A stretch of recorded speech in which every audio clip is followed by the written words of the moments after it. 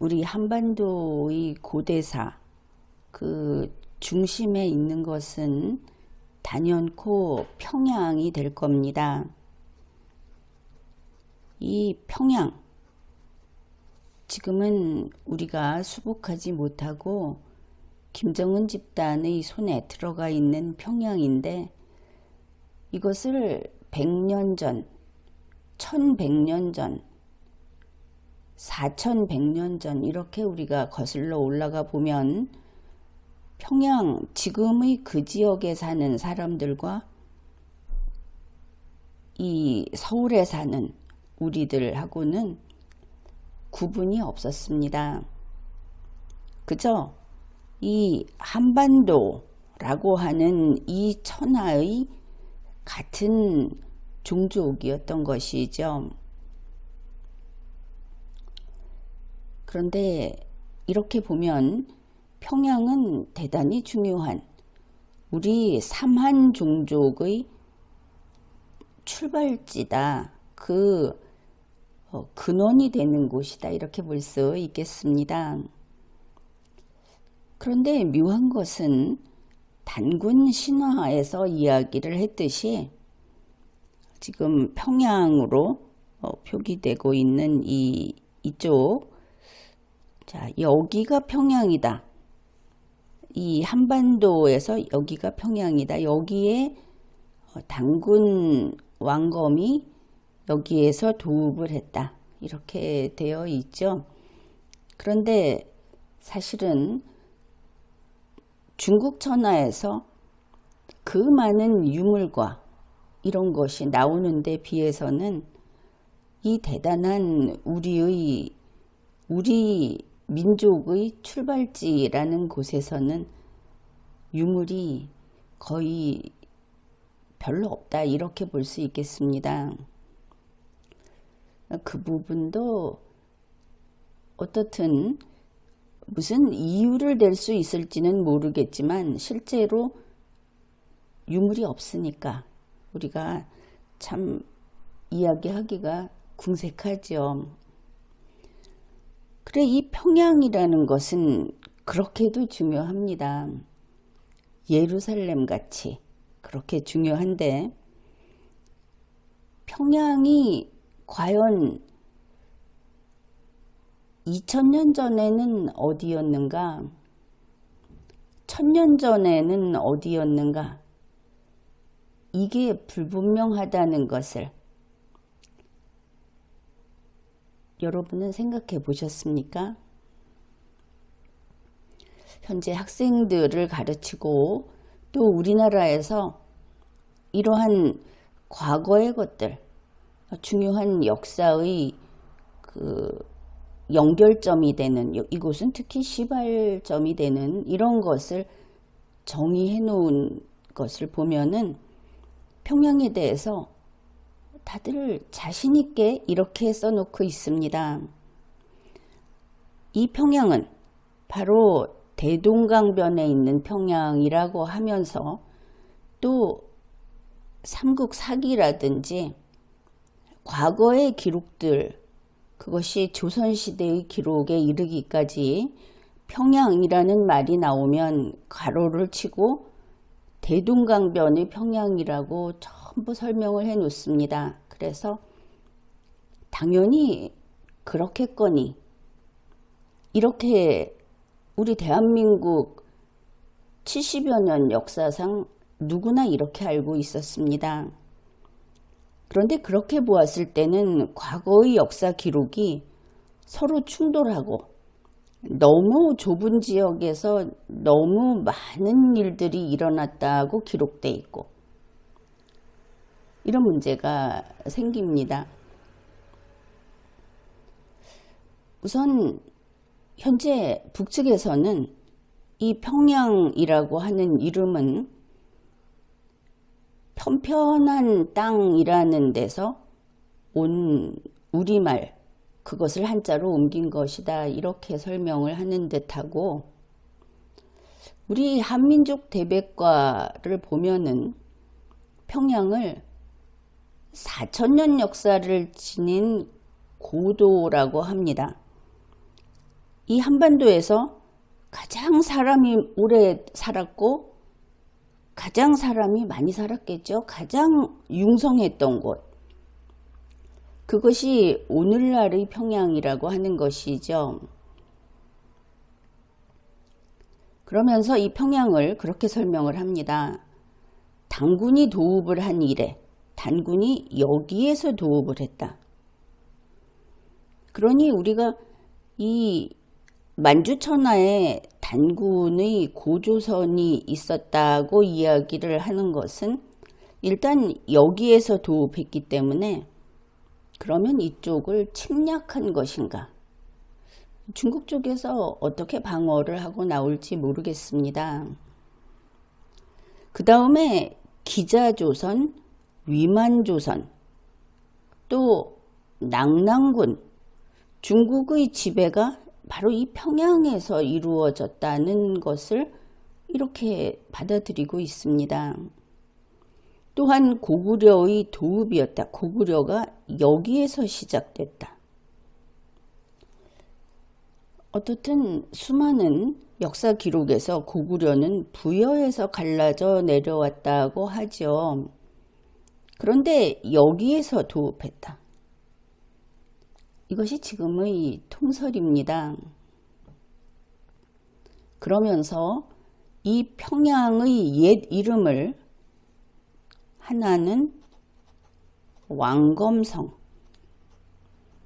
언제적인지도 밝히지 않습니다. 기성, 낭랑. 그러면 중국의 동북 공정, 거기에 따르면 평양 이북을 다 내주어야 하겠죠. 만주의 문제가 아닌 겁니다. 우리가 이렇게 주장하고 있으니까. 그 다음에 서경이 평양이라는 것은 확인되지도 않았고 증거도 없습니다. 이것을 분명히 알아야 하겠습니다. 그냥 서쪽에 있는 서울이라는 뜻이고 그것이 어디인지는 정말 0% 아무 근거가 없습니다. 그러나 서경이라는 기록이 있죠. 또 호경이라는 것이 있습니다. 서경과 호경은 고려시대에 나온 명칭입니다. 버들 유자를 써서 버드나무골, 이런 유경이라는 이름이 쓰였다는 것은 신라 때의 명칭이라고 합니다. 이것이 모두 대동강변의 평양이다. 이렇게 현재 이게 통설입니다. 그리고 이어서 제 과거에 어땠나 하니까 고려 때 왕건은 이곳을 서경으로 고치면서 개경 못지않게 도시개발을 했다. 고려 때 태조도 그랬고 정종도 이 평양 천도까지 계획을 했다. 이렇게 역시 서술하고 있습니다. 개경은 바로 밑이지요. 여기에서 6.15 천도를 하려고 했다. 그런데 평양은 오늘날의 평양은 그 구조가 도읍지로 하기에는 여러 가지로 조건이 맞지 않고 그곳은 버들 유자가 있었다고도 하듯이 상습 침수지고 그리고 습지대였다고 그런 자료들이 많이 전하고 있습니다. 그뿐 아니라 고려시대에 평양은 수도 방위에 취약해서 이곳은 단 며칠도 버틸 수 없는, 그래서 도읍으로 불가한 곳이다. 이런 기록도 역사서에 남아 있습니다. 물론 다른 나라, 송나라 사신의 평가입니다. 그 다음에 고려사를 보면 고려 역사를 기록한 고려사는 조선 초에 조선 왕조에서 기록한 그런 역사서입니다. 거기에서 조선에서는 확실히 고려를, 이 평양을 대동강변의 평양으로 쓰고 있는 것인가? 그것 또한 분명하지 않습니다. 그러나 조선 중기 이후에는 확실히 대동강변의 평양으로 굳어졌죠. 그리고 지금까지 그렇게 바뀌지 않았습니다. 고려사에서 바로 이 오늘날의 평양 부근을 어떻게 표기를 하고 있는가 하면, 이곳이 과거에 고구려의 가화압이었다.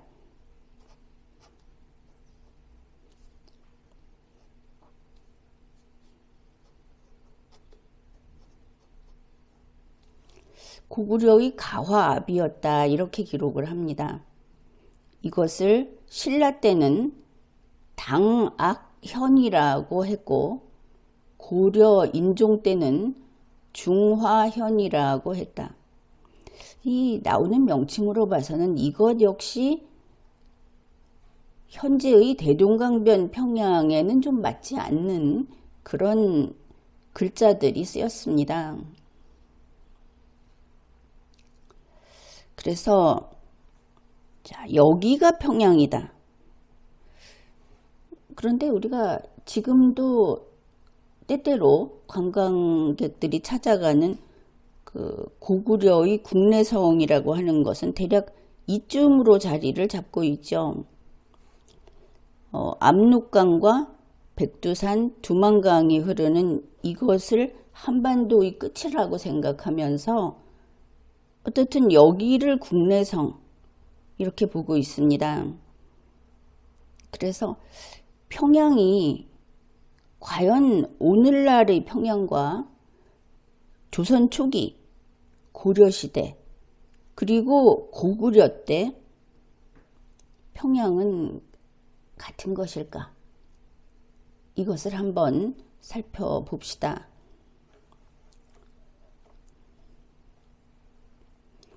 우선 기록으로 남아있는 것은 평양이라는 명칭은 고려사만 해도 거의 없습니다. 그것은 고려사에서는 바로 이 서경이라는 말이 나오는데, 서경을 계속 대동강변 평양이라고, 물론 그때 한글로 쓰지도 않았죠. 한글화하면서 우리에게 넘어온 자료에는 서경 괄호치고 평양 특별시 이런 식의 표기로 전하고 있습니다. 이것을 구분해서 알고 있어야 하겠습니다.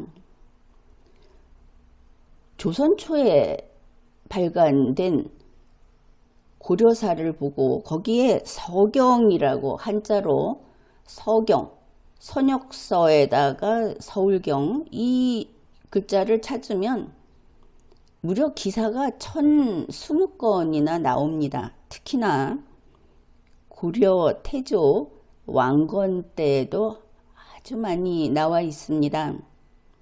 우선 왕건 때를 한번 몇 가지만 살펴보기로 하겠습니다.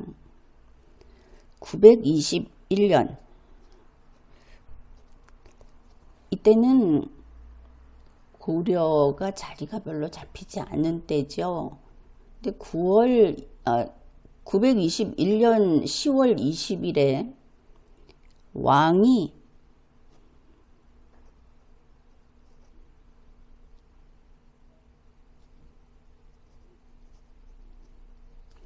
서경에 행차했다, 이렇게 나옵니다. 그러면 여기에 단 글자가 한 몇 개 이렇게 있는데, 이 고려사를 보면 밑에 해설이 이만큼 달려있죠. 왕이 오늘날의 평양으로 갔다, 이렇게 한 겁니다. 다른 자료들도 대동소이합니다. 922년 다음 해가 되는데, 고관의 가족을, 그러니 귀족이라고 해야 되겠죠. 귀족과 그 가족. 고관의 가족을 서경으로 이주시키고 내성을 쌓았다.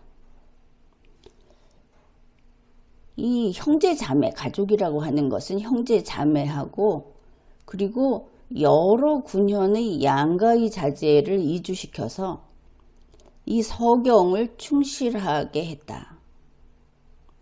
왕이 이 서경에 행차해서 여기에 새로 관부, 지금 같으면 행정조직이 되겠죠.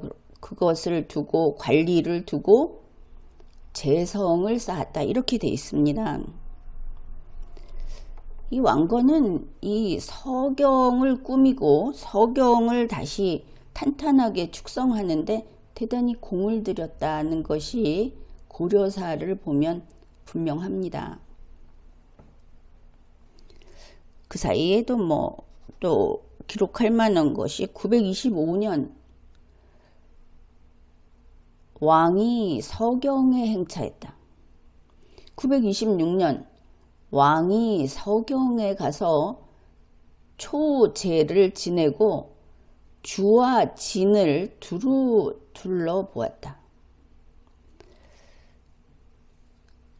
그래서 이 평양에 가서 오늘날 말처럼 평양에 가서 이렇게 성을 쌓고 사람들을 이주시키고 그리고 주와 진, 지금 같으면 군사요충지라는 뜻이 되겠죠. 그 주변에 그것을 두루 둘러봤다. 자, 이런 기록이 있습니다. 929년에 왕이 서경에 행차해서 역시 주와 진을 두루 순시하였다. 그러니 여기에 무슨 진이라고 하는 지금 같으면 국경지역과 같은, 그래서 거기가 군사요충지라고 봐야 하겠죠. 물론 이때는 고려가 막 시작될 때인데 우리가 알고 있기로는 이 평양 바로 위 어딘가에서 고려 땅이 그 경계가 된다. 고려 땅은 그 이하만 고려 땅이다. 그러니까 한반도보다 더 작은 것이 고려 땅이다. 이렇게 지금 알고 있죠. 930년에도 왕건이 서경에 행차했다. 서경에 가면 그것도 한참씩 있다 오는 모양입니다. 그래서 930년 5월 29일에 서경에 행차했다 이렇게 돼 있으면서 6월 8일에 서경에서 돌아왔다 이렇게 기록을 하고 있습니다. 그리고 12월에는 서경에 학교를 열었다. 그러니 이렇게 대단한 오늘날의 평양에 과거부터 쭉 그곳이 그렇게 도읍지라고 한다면 왕조가 바뀌어도 그곳은 과거에 그 귀족들이 살고 있고 이렇게 번창하는 곳이 되죠. 신라, 서라벌을 경주, 동경 이렇게 해서 역시 사람이 많이 살고 이렇듯이, 그런데 무슨 일이 있었던 것인가? 어째서 오늘날 평양이라고 추정하고 있는 이 서경이라는 곳은 사람을 갖다 집어넣어야 될 정도로 아무것도 없었던 것인가? 뭔가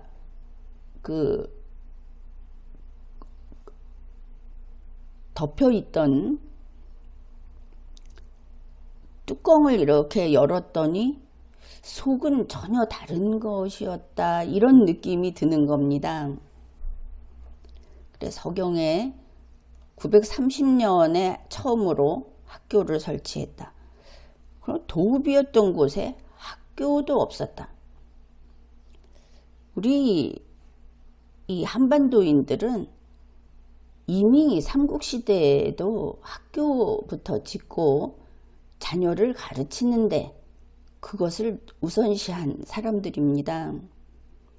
그런데 그 번창했던 천년 통일왕국이 지나고 고려가 됐는데 이 중심부에 있었다는 내리 도읍이었다는 서울이었다는 평양에는 사람도 살고 있지 않았고 그리고 여기가 폐허가 되어 있었고 그래서 왕건이 여기를 고치고 새로 성을 쌓고 성이 무너졌다는 것은 관리되지 않았다는 뜻입니다. 그리고 거기에 귀족들을 옮겨서 학교도 세웠다 이렇게 된 것이죠. 931년에도 왕이 서경에 가서 제사를 지냈고 주진을 순시했다. 그 다음에 이제 932년 5월에 왕건이 글을 유지를 내립니다. 그래서 신하들에게 이야기를 하는 것이죠. 왜 서경을 보수했는지, 왜 여기에 사람들을 옮겨서 채운 것인지 그런 이야기를 하는데 그것은 우리가 좀 자세히 살펴봅시다. 934년에도 왕건은 서경에 가서 이번에는 이 진을 북방의 진이라고 했습니다.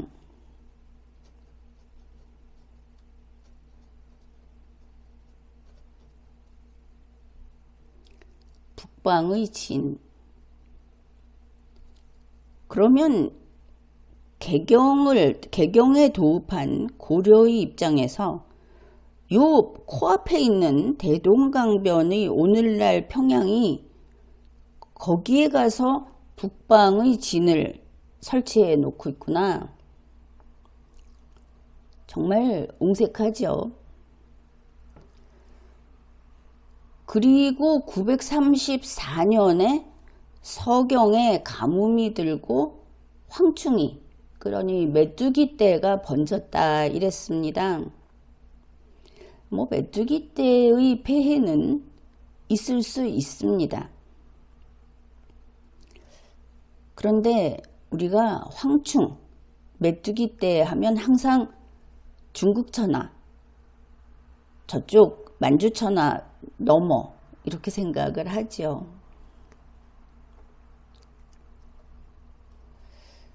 그 다음에 935년 왕이 서경에 행차해서 황주와 해주를 순시했다. 이렇게 구체적인 지명이 나옵니다. 그런데 여기에도 흥미로운 것이 황주, 해주 그러면 대동강변의 평양에 가서 황주와 해주를 순시했다 이렇게 생각을 할 수 있는데 우리 조선의 자랑스러운 혼일강리역 대국도라는 지도가 있습니다. 세계 지도입니다. 그 지도를 보면 이 바다 해자를 쓰는 해주, 누를 황자를 쓰는 황주 이런 게 해주가 어디에 있느냐 하면은 이 위쪽에 중국이 자기들이 만리장성이라고 하는 것을 아무튼 그어놨죠. 그 장성에 접해 있는 바로 거기에 이 바다 해자 해주가 있습니다. 오늘날 우리가 이 한반도 안에 있다고 하는 지명 상당수가 바로 여기에 쫑쫑쫑 모여 있는 것이죠. 유의할 것은 이런 이야기를 한다고 해서 이 한반도 안에 있는 그 지명이 중국 천하 쪽에 있었다고 그렇게까지 그 확장 건너뛰기는 하지 마십시오. 이거는 분명히 선을 그어야 합니다. 우선 여기에서 말하는 만리장성과 고구려의 천리장성, 그리고 다들 출토된 유물을 통해서 고조선 지역이라고 보는 이 한반도 천하와 만주 천하의 경계선 안에서만 이 이야기를 진행시키고 있다. 그런 것입니다.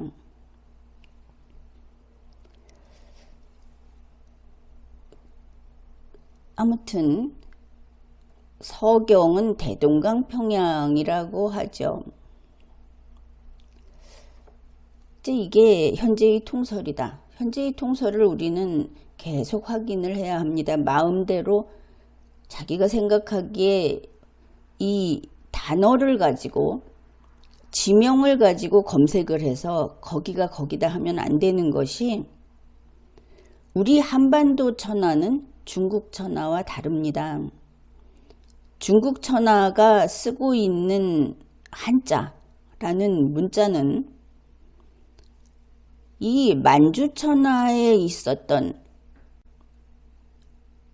우리가 조상이라고 하는 이걸 확장했을 때 만주 천하에 있었던 사람들이 쓰던 한자, 그 사람들이 어떤 상형 문자를 만들고 했던 그런 글자가 이렇게 한 꾸러미가 있다고 합시다. 중국 천하에서 만든 그런 문자가 있겠죠. 한자는 중요한 것이 우리 한글처럼 몇 년 몇 월 며칠에 왕이 반포한 문자가 아닙니다. 자연 발생적으로 모인 것을 이렇게 자기들의 영역이 넓어지면 그걸 받아들이고 해서 한자는 그 개수가 대단히 많죠. 그래서 자기들도 처음에는 말도 통하지 않고 이 문자로 좀 통해야 하는데 문자가 너무 어렵고 많아서 그래서 간체자라는 것을 만든 겁니다. 중국의 한자와 우리 한글이 다르다는 아주 큰 근원적인 차이점, 이것이 역사를 이해하는데 중요한 기준 중에 하나가 되어야 하겠습니다. 우리 한글은 한날 한시에 반포를 해서 아예 딱 만들어서 개인이 마음대로 만드는 문자가 아니다. 애초에 틀이 잡혀 있었고, 중국의 한자는 수집한, 채집한 한자다. 그래서 이 남부지방 또 저 서쪽 끝 그런 데서 쓰던 글자들도 다 받아들여서 아주 풍성한 그런 중국 한자가 된 겁니다. 그러면 우리가 기억하고 있는 기록으로 남길 때는 한자를 썼죠. 그런데 그 한자가 가령 가화 앞 그러면 더할 가자 불화자 해서 이게 더하고 불이 붙고 뭐 이런 뜻이 들어가는 게 아니다. 우리는 한자라는 표기를 가져와서 여기 한자라는 것이 있는데 우리는 이런 뜻으로 쓰자. 그래서 나름대로 썼던 것입니다. 이것을 이두라고 하죠.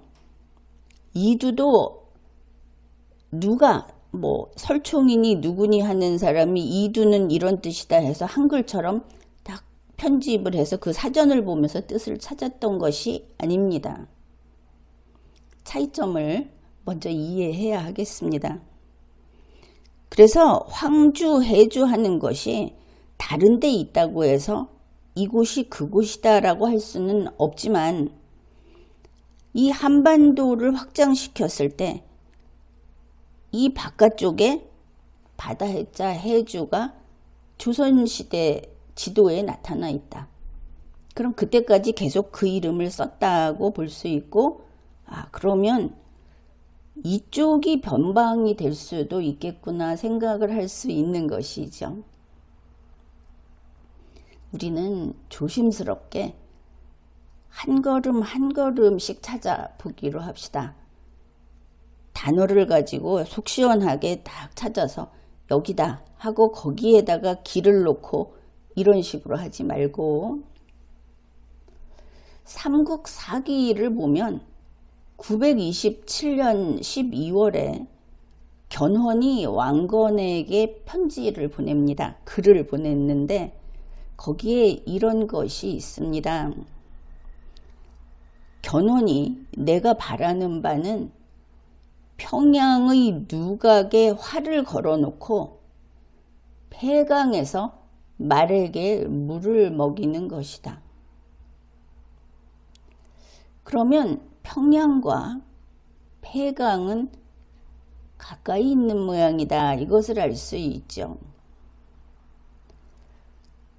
927년에 왕건에게 견훤이 평양 누각에 활을 걸겠다, 평양을 자기가 차지하겠다고 했는데 그 당시 이들의 관계에도 생각해 봐야 할 겁니다. 그런데 그때는 평양이라는 말을 썼구나. 이것 하나는 알 수 있죠. 견훤은 그렇게 썼구나. 여기에 주석을 달아서 평양은 고려의 서경을 가리킨다. 그 서경이 어딘지 모릅니다.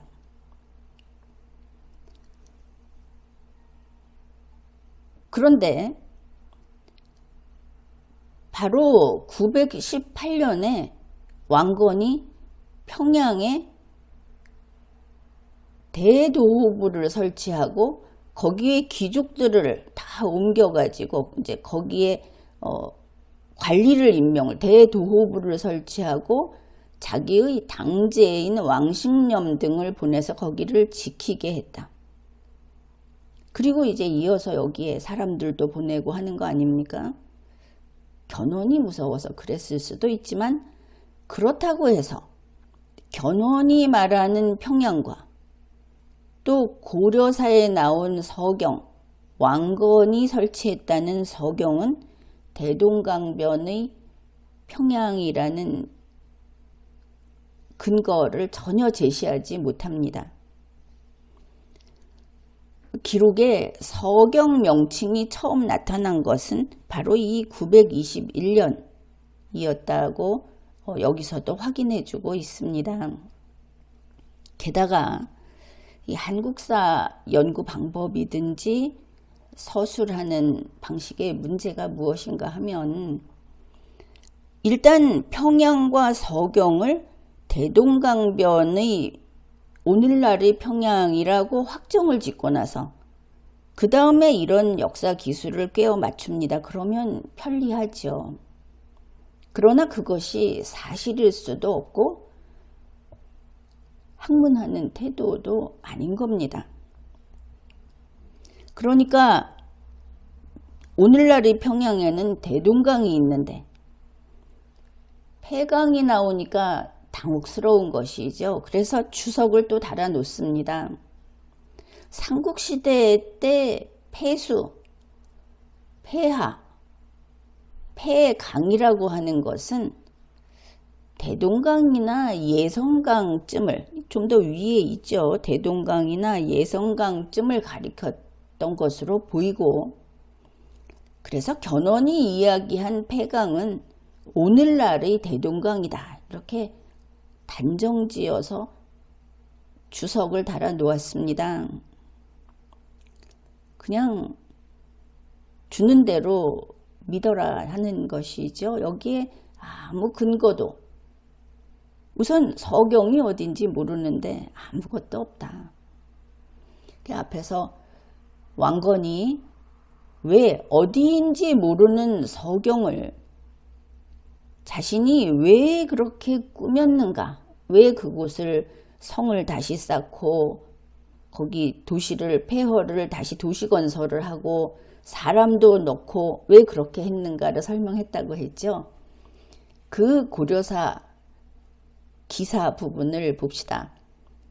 이때가 고려 왕건 그 고려사에서는 태조 15년 이렇게 되어 있습니다. 932년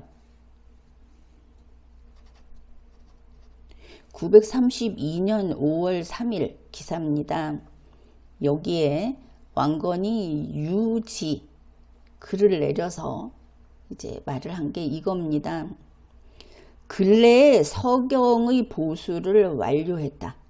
그리고 백성을, 그것도 귀족이나 자기 그 귀족의 가족들 또 그 지위가 있는 사람들을 옮겼다는 것이죠. 백성을 그곳에 옮겨서 채운 것은 바로 땅의 기운을 빌어서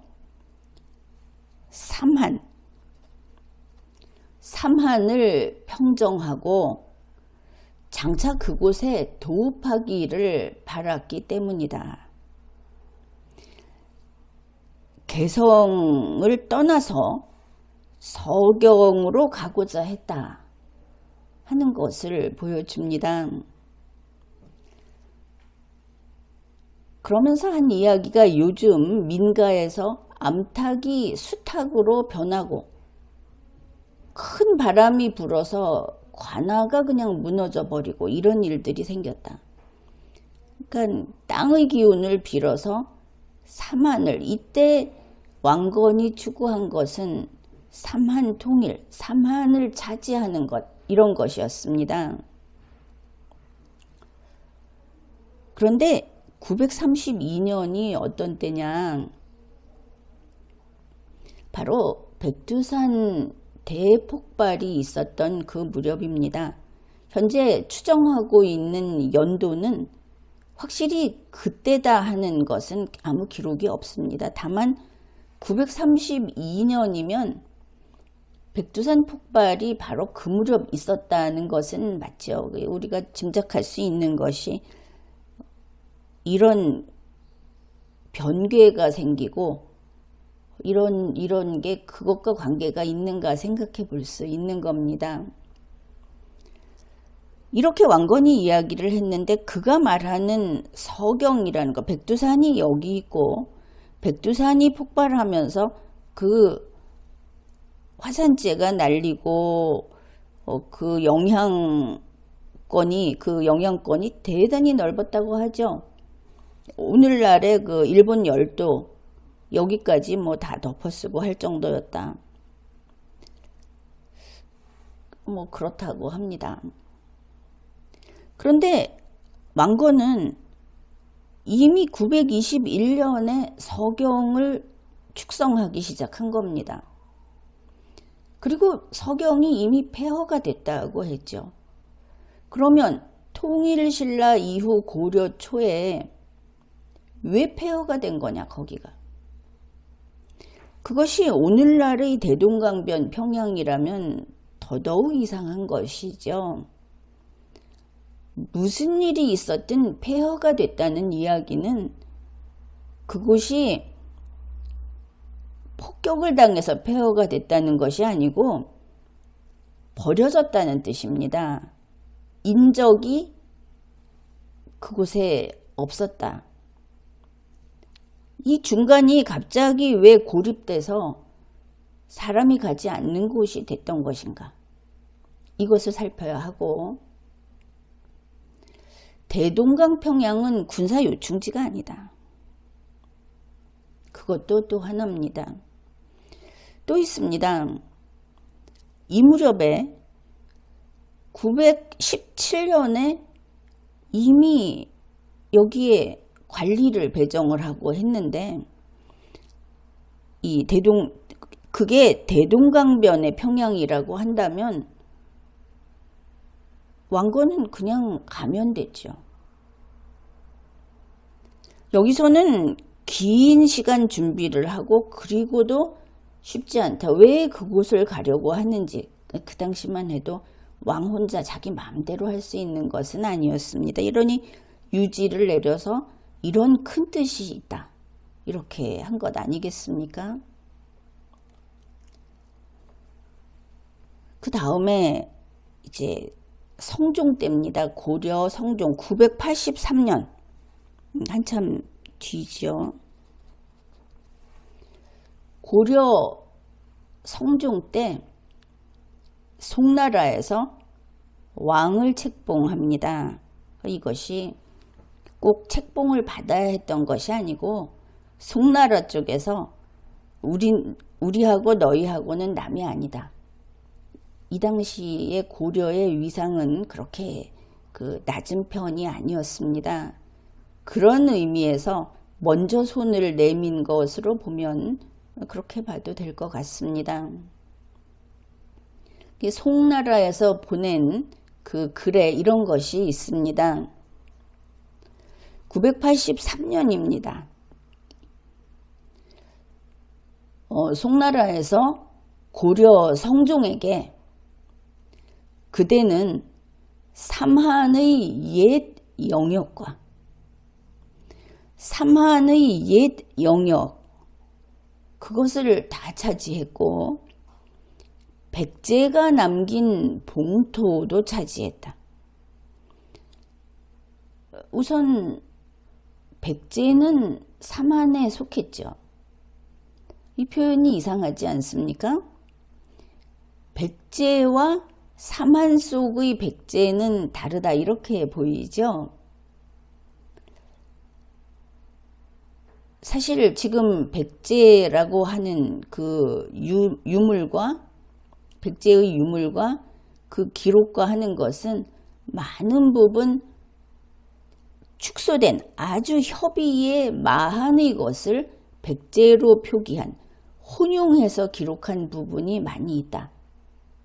이 정도만 이야기를 하겠습니다.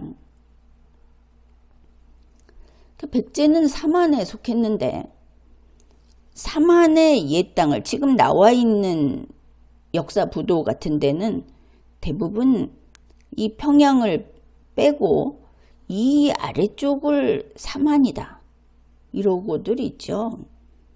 이 위는 고구려다 이렇게 크게 이러고 있는데 삼한의 옛 영역을 다 차지했고 백제가 남긴 봉토라는 것은 중국 천하 입장에서 이 백제가 중국이 준 땅을 어딘가 차지하고 있었다라고 주장하고 있는 겁니다. 그러면 삼한이 이 중부 이하가 됐든 고구려를 포함한 곳이 됐든 그거 이외에 중국 천하가 자기들 것이라고 여기는 그런 땅도 고구려가 차지했다. 이렇게 되겠죠.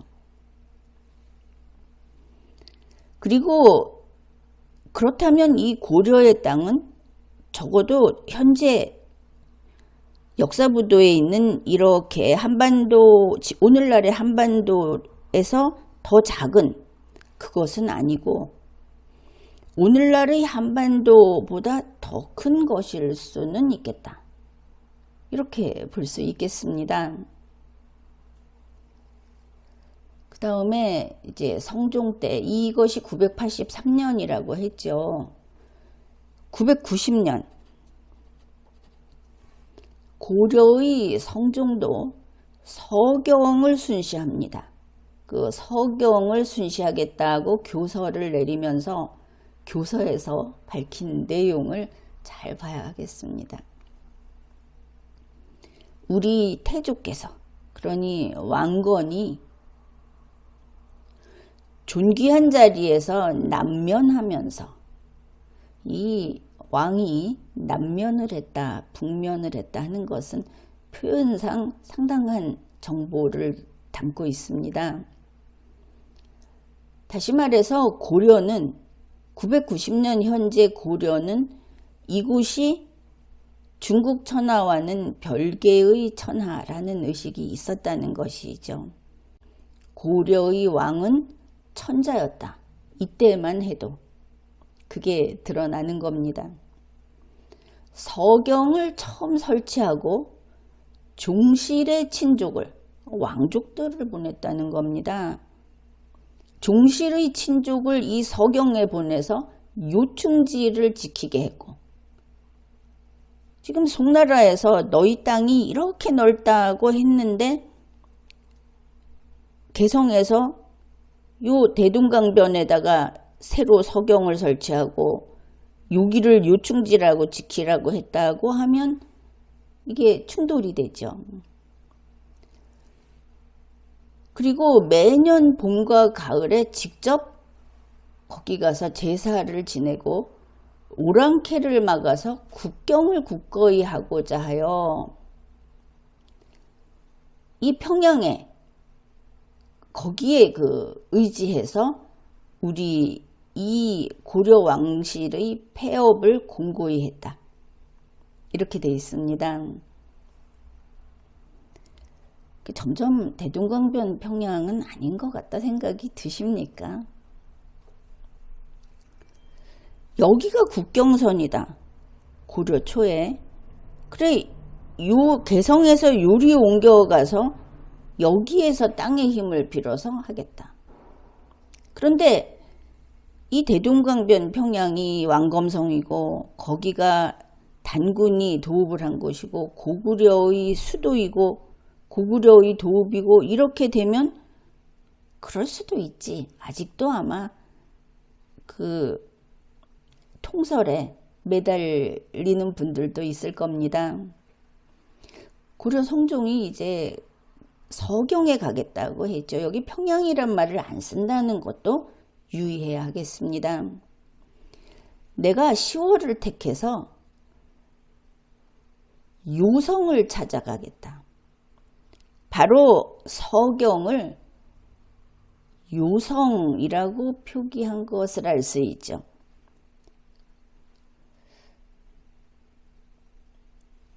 그래서 이번에 가서 백성들의 안위도 알아보고 지방 관리의 숫자도 더하거나 덜하거나 그리고 산천의 제사도 또 다시 살피고 새로운 법령을 펴겠다. 이런 겁니다. 그러면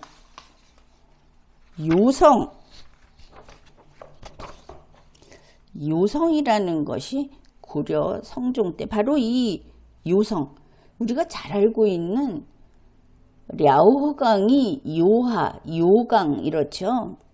그 요자입니다. 멀요. 서경이 요성이라는 것을 알 수 있다. 그러면 요성은 어디에 있었을까? 이것을 생각해 봐야 하겠죠. 대략 이 요성이라고 하는 것은 우선은 고려사 저료, 이것은 고려사하고는 다릅니다. 그러나 우리가 참고로 하기 위해서 살펴보는데 1370년 11월에 이성계가 요성을 함락시켰다. 이런 게 나옵니다.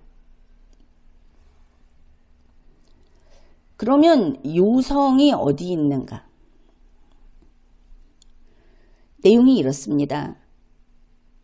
태조하고 지용수 등이 의주에 이르러서 압록강을 건넜다.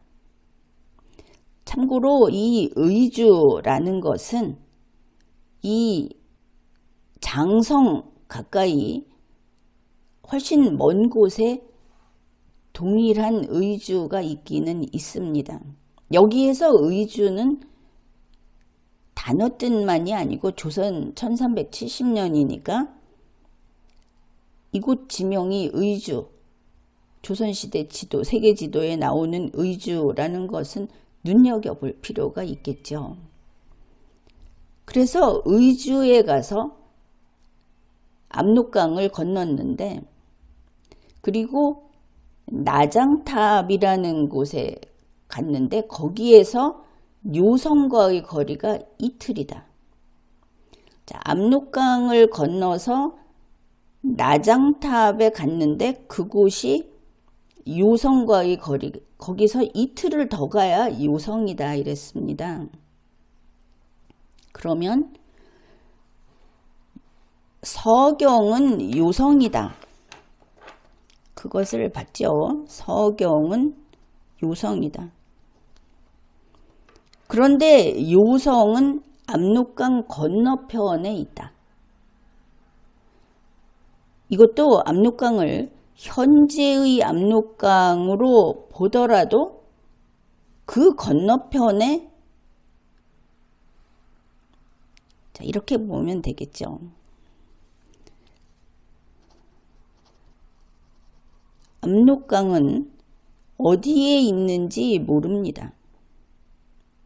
현재의 압록강이 있기는 있습니다. 그 중의 하나인 것이죠. 압록강이 몇 군데 있을 수 있겠죠. 물길은 계속 바뀌고 지명도 바뀌니까. 아무튼 현재 압록강이라고 부르는 강이 여기 있습니다. 압록강은 여기가 아닐 수도 있습니다. 그런데 1370년 이성계는 압록강을 건넜습니다. 현재의 압록강이라고 칩시다. 이걸 건너서 나장탑이라는 곳에 이릅니다. 그런데 이 나장탑에서 요성까지 이틀이 걸립니다. 지금 한반도 밖으로 나가고 있죠.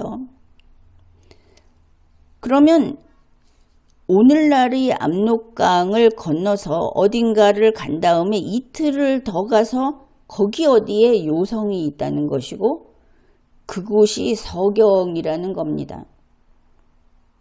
그렇다면 고려시대 때 서경은 대동강변의 평양을 가리키는 것이 될 수 없죠. 이것은 우리 이 한반도에 남아있는 역사 자료만 가지고 비교를 하는 겁니다.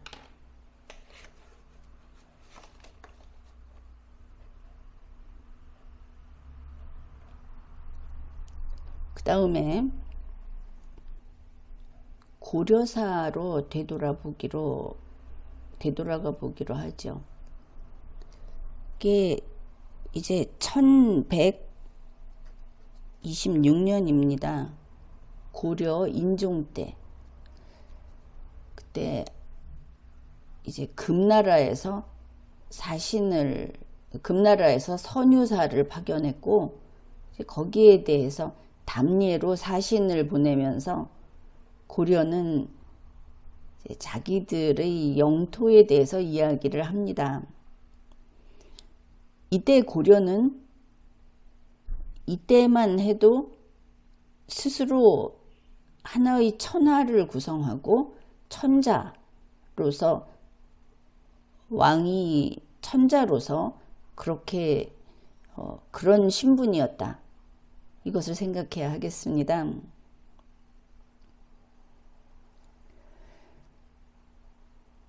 이 인종이 이런 이야기를 합니다. 압록강 이야기를 하면서 평양의 예터는 압록강을 경계로 했다. 그러면 우리가 알고 있는 이 압록강 선을 따라서 평양의 예터가 있었다. 이것을 알 수 있죠. 여기에서 대동강변의 오늘날의 평양은 아니구나. 분명하죠.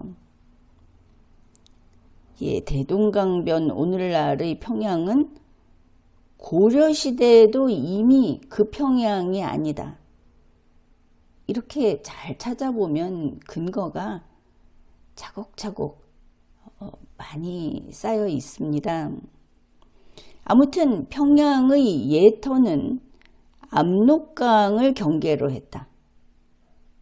압록강 밖이었다고 이야기하는 겁니다. 지금 왜냐하면 인종이 고려의 영토가 오늘날 우리가 알고 있는 이 한반도보다 더 크다고 주장을 하고 있는 그 글이기 때문입니다. 그렇다면 아이들이 배우고 있는 역사부도에서 이 오늘날 한반도에서도 더 아래로 내려가서 그어진 고려 영토는 무엇이냐? 깊은 그 연구와 바로 잡아야 하겠다 싶죠. 그렇습니다. 지금 고려 인종 때 이 압록강, 우리가 알고 있는 압록강으로 받아들여 봅시다. 이게 하한선인데 그 밖이 고려 땅이었다는 거고, 일단 평양이 그 밖에 있다고 했습니다.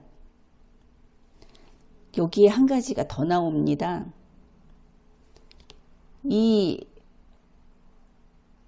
고려사를 보면 압록이라는 이 강은 그 층층이 쌓다 여러 차례 하다 해서 누차 경, 그 길을 계속 바꿨다. 이런 기록이 있습니다. 실제로 이것도 좀 찾아보면 나와 있기는 합니다. 압록강은 여러 차례 이 물길을 바꿨는데 그 압록강보다 위쪽에 평양의 예터가 있었다. 이렇게 한 겁니다. 그런데 거기가 어디냐? 그 위쪽이 고구려 본토인데 거기가 바로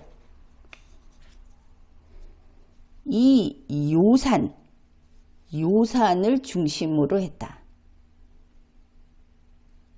고려는 고구려의 그 옛 땅이 자신들의 영토라고 이야기를 하면서 여기는 지금 왜 우리가 차지하고 있는지 이런 설명을 하는 중입니다. 이제 요산, 이런 것이죠. 요산이 뭔가? 그런가 하면 이게 1126년 이야기를 했는데 1135년에 인종이 또 조서를 내렸는데 이런 내용이 있습니다. 내가 음양수를 하는 무슨 하여튼 뭐 점쟁이 비슷한 거겠죠. 하여튼 그런 음양술 이거를 하는 자를 만나서 서경에 따라가게 됐다. 이거부터 봅시다. 역시 서경. 그런데 앞에서 오늘날 그 사전에서 호경이라고도 하는 게 있었죠. 이 고려시대 때. 그게 바로 여기 나옵니다. 서경에 따라갔다고 하면서 서경을 읍면리 할 때 그 읍을 붙여서 호경이 아니고 호읍이라고 하면서 거기를 따라갔다. 다시 말해서 서경은 요성이고 서경은 호읍이다. 이거를 알 수 있습니다. 쇠금에다가 노풀고를 써서 그리고 이제 요읍이라는 말을 써서 호읍이다. 여기를 직접 갔다. 그래서 여기에 서경에다가 새로 궁을 창건해서 이곳으로 수도를 옮기려고 내가 내 몸의 노고를 돌보지 않고 여러 차례 서경을 순행했는데 별게 없어서 그만뒀다. 이렇게 밝힌 것이죠. 이런 기록이 있습니다. 그러면은 이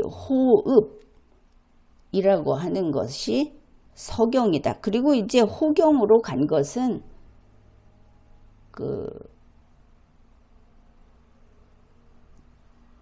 그보다 먼저가 되겠죠. 연도가 990년에 이걸 호경으로 개칭을 했다. 998년 고려사를 보면 서경을 고쳐 호경으로 삼았다. 이런 기록이 있습니다. 그러니까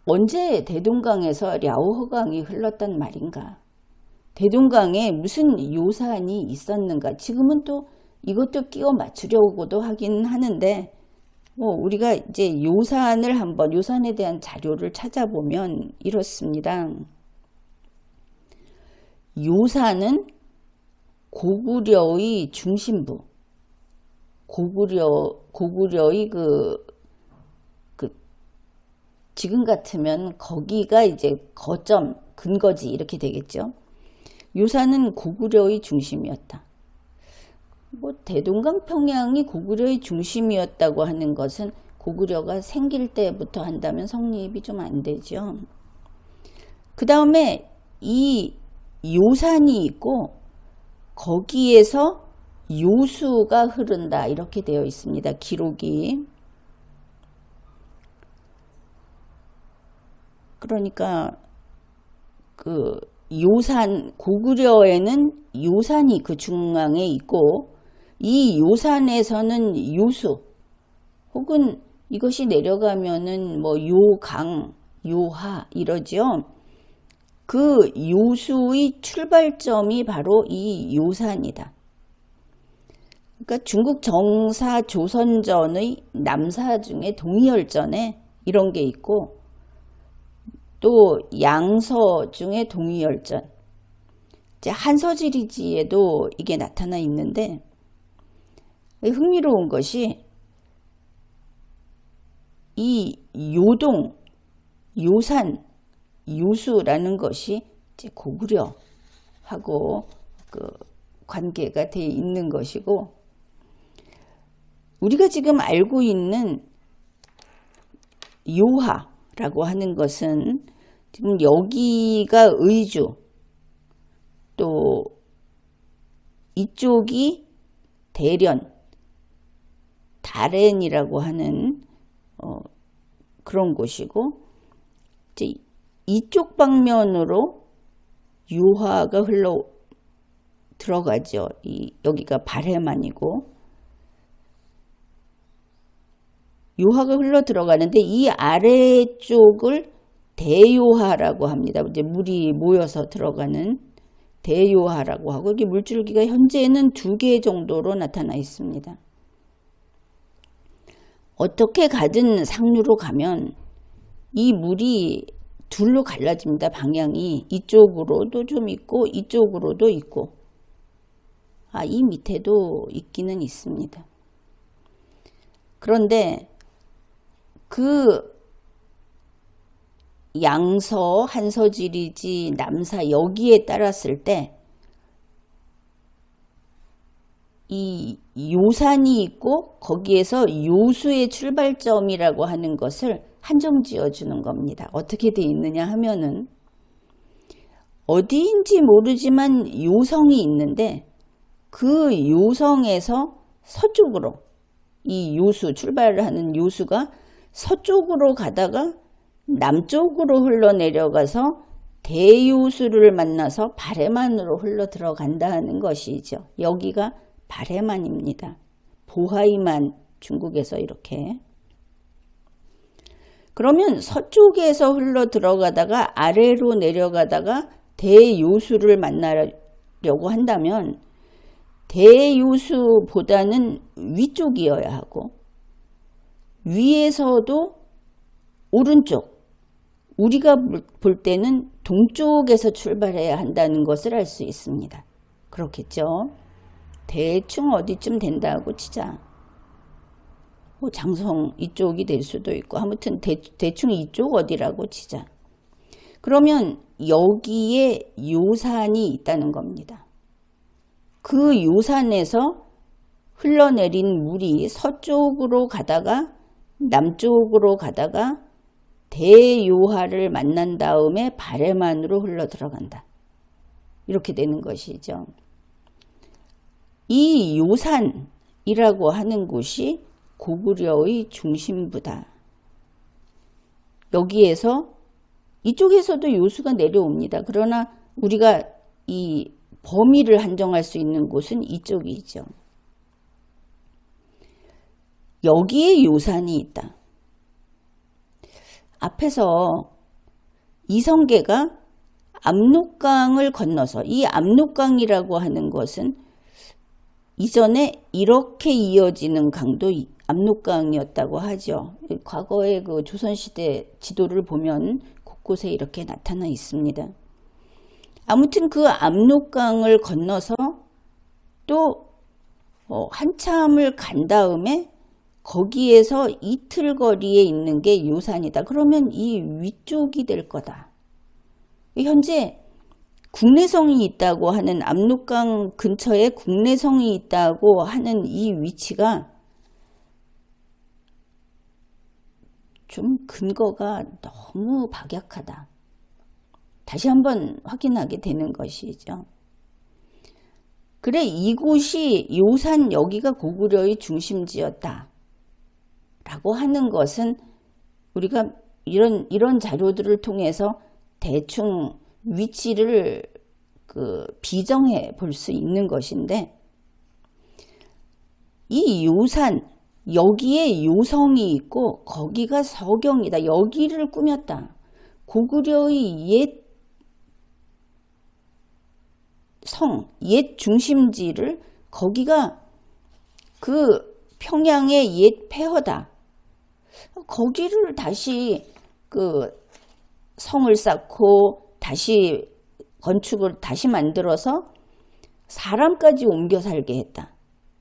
그 말이 좀 납득이 되죠.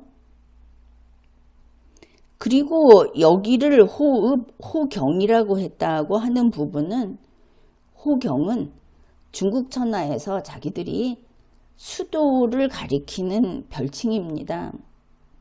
그러면 이 고려 천하라는 인식이 있는 고려에서 그러면 우리의 그 수도도 호경이라고 하자.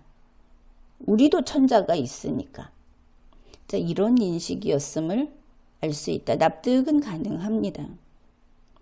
이렇게 봤을 때 고려의 서경이라고 하는 것은 요산에 있다는 것이죠. 그곳에 요성이 있고 요산이 있다.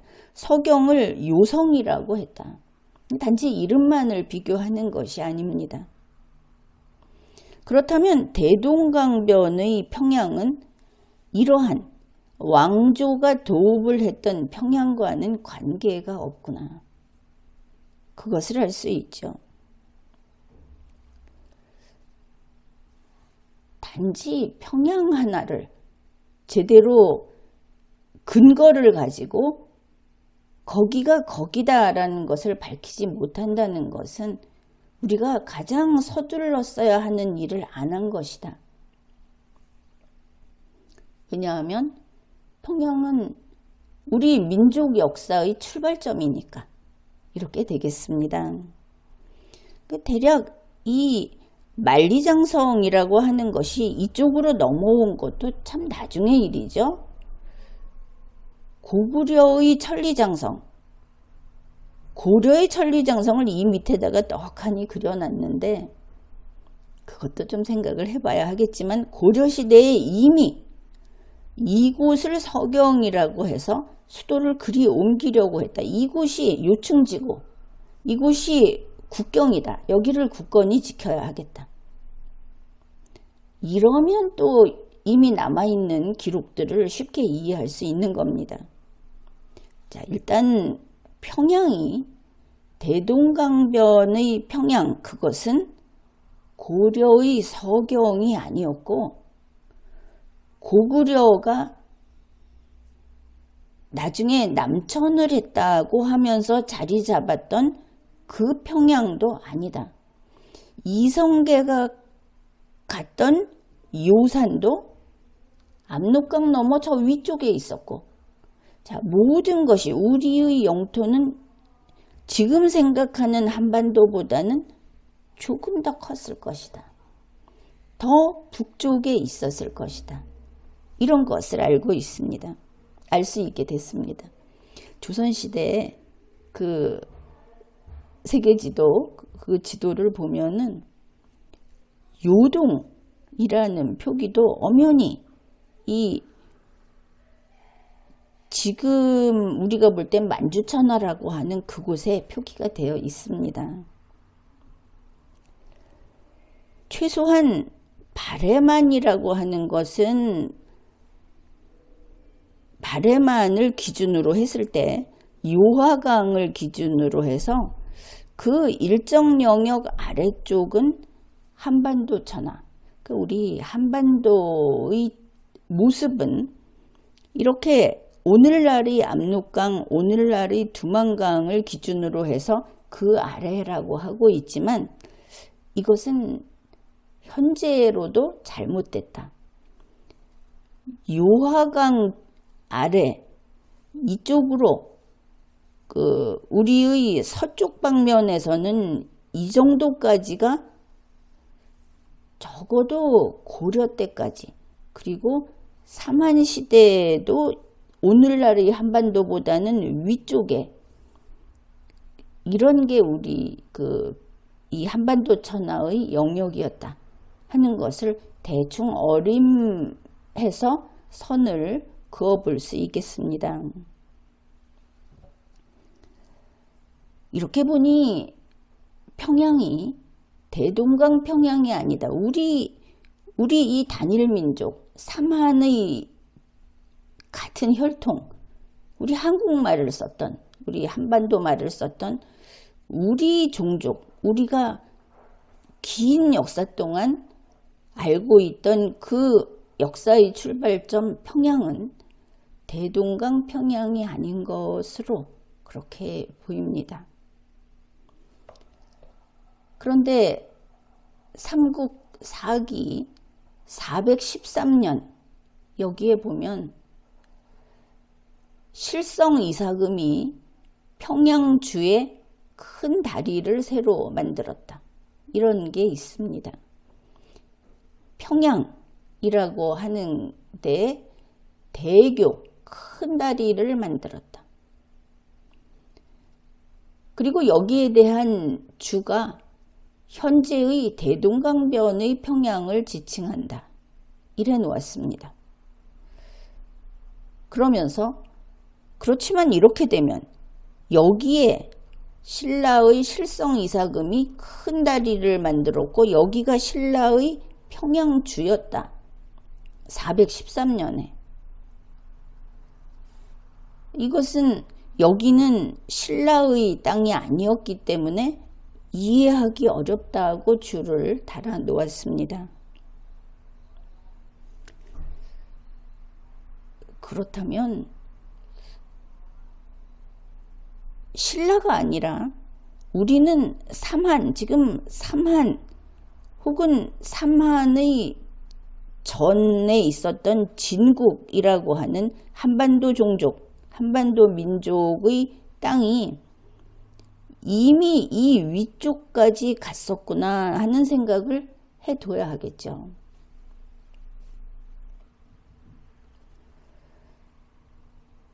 게다가 이때가 413년인데 427년에 장수왕이 평양으로 도읍을 옮겼다 이렇게 되어 있습니다. 그랬을 때 평양이 이 평양인가? 그렇다면 장수왕은 실성 이사금과 전쟁을 했는가? 이미 평양에 그것이 여기가 됐든 평양에 신라가 혹은 삼한에서 큰 다리를 놨다고 했는데 427년에 장수왕이 평양으로 도읍을 옮겼다고 하면 대동강 평양은 일단 아닐 것이다.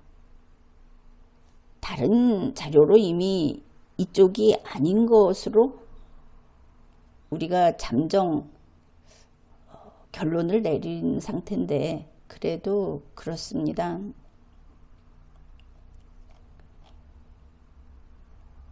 이 여러 가지가 앞으로 우리가 해야 할 일들이 많고 알아봐야 할 것들이 참 많은데 우선 이 평양이라는 것은 분명하게 획정을 해야 하겠다. 그리고 지금으로서 평양은 대동강 평양이 아니라 저 위쪽 어딘가이다. 물론 여러 곳으로 옮겨 쓸 수도 있습니다. 압록강이라는 강이 언제부터 그 이름이 생겼고 어디로 그 물이 흘렀든지 그 물길이 어떻게 바뀌었는지 하는 것들을 추적하는 것도 필요하겠죠. 그래서 이렇게 단지 문장 분석을 하면서 이두라는 걸 잊으면 안 되고 한자와 한글의 차이를 잊어서는 안 되고 이렇게 하면서 역사 기록을 살펴보면 그렇게 보았는데 일단은 한 80%는 우리가 알고 있던 이 평양이라는 것은 대동강 평양이 아니고 우리가 지금 알고 있는 삼한의 땅, 또 고구려의 땅, 고구려는 뭐 안 살펴봤으니까 고려의 땅, 이것은 우리가 알고 있는 것보다 훨씬 크다. 특히 그 당시에 중국 천하와 그 주변에서 세력을 키우고 있던 여러 그 정치 세력들이 신라의 땅은 광대하다. 즉 삼한의 땅, 신라는 삼한으로 이해하는 것이 우선은 우리가 이런 그 탐색을 해 나가는데 도움이 될 겁니다. 그때는 동서의 구분도 없었고 전라도와 경상도의 구분도 없었고 하나였다는 것이죠. 그래서 삼한의 땅은 광대하다 이런 것이 있고 고려의 땅은 생각보다 엄청나게 어마어마하게 넓다 이런 기록들이 있습니다. 그리고 백제라고 하는 것은 중국 천하나 과거에 요동천하 이렇게 했는데 만주천하나 이런 쪽에 중국 세력과 싸우면서 존재했던 백제의 땅 그런 것이 있었던 모양이다. 그것을 고려가 차지한 것으로 기록상 우리가 이해할 수 있다. 그리고 그 백제는 삼한과는 종족이 같지 않다. 중국에서 자기네 종족이라고 하는데 그것을 그대로 믿을 것은 없지만 적어도 만주천하의 종족이 아니었을까. 구분을 좀 세밀하게 하자면 이렇게 볼 수 있겠습니다. 그래서 평양이 어디인가 하는 것을 현재 우리가 할 수 있는 만큼 찾아보았습니다. 지금까지 리걸마인드 연구소였습니다.